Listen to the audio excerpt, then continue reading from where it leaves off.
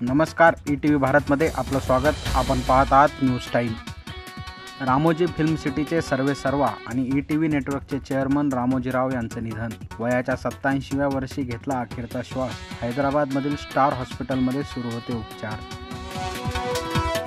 रामोजीराव यांच्या निधनानं फिल्म आणि माध्यम क्षेत्रावर शोककळा. राष्ट्रपती द्रौपदी मुर्मू, पंतप्रधान नरेंद्र मोदी, चंद्रबाबू नायडू, अमित शाह, राहुल गांधींनी आठवणी शेअर करत वाहिली आदरांजली. अंत्यदर्शनासाठी रामोजी फिल्म सिटीत रीग.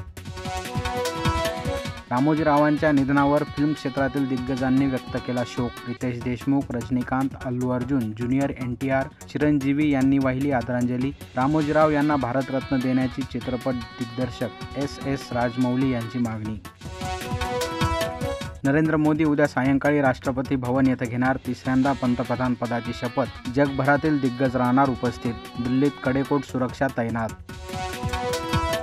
केंद्रीय मंत्रिमंडळात शिवसेना आणि राष्ट्रवादीच्या खासदारांना मंत्रिपदाची संधी. खासदार श्रीकांत शिंदेंना मंत्रिपदासाठी पक्षातील खासदार आग्रही.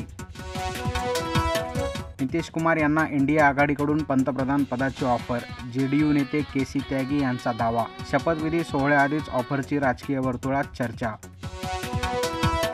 इंडिया आघाडीला केवळ बहुजनांची मतं हवी होती. त्यांना संसदेमध्ये स्वतंत्र बहुजनांचं नेतृत्वच नको होतं. प्रकाश आंबेडकरांचा गंभीर आरोप.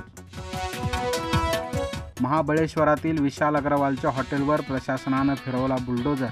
15 खोल्या जमीनदोस्त. बनावट नोटांचा कारखाना उद्ध्वस्त.